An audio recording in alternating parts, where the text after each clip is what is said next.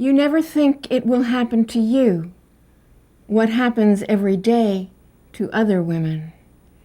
Then, as you sit paging a magazine, its beauties lying idly in your lap, waiting to be routinely waved goodbye until next year, the mammogram technician says, "Sorry, we need to do this again."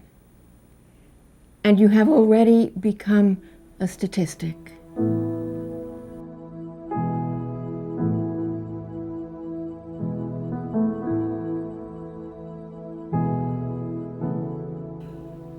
The main thing poetry does, it seems to me, is allow people to face reality and find a language for it, hear a language for it. One of the problems with illness and with any kind of trauma is that people go into denial. They want to block it out, they're ashamed, they're fearful, and it seems to me that truth, all by itself, is always healing.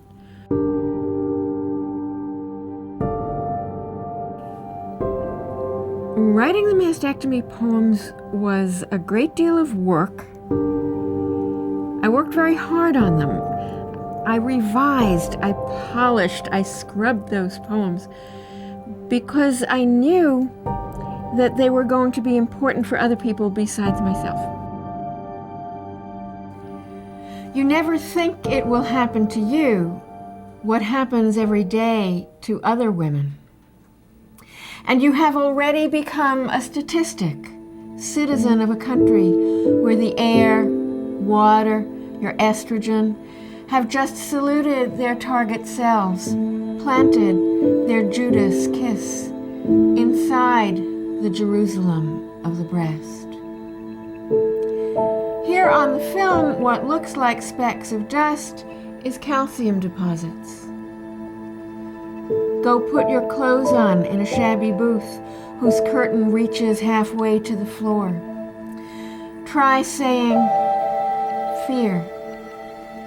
Now feel your tongue as it cleaves to the roof of your mouth.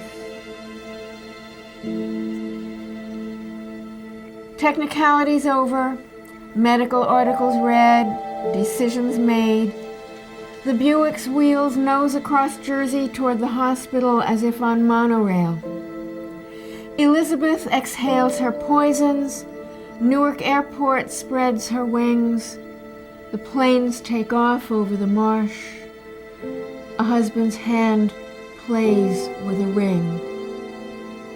Some snowflakes whip across the lanes of cars slowed for the toll booth, and two smoky gulls veer by the steel parabolas. Given a choice of tunnel or bridge into Manhattan, the granite crust on its black platter of rivers, we prefer elevation to depth, vista to crawling.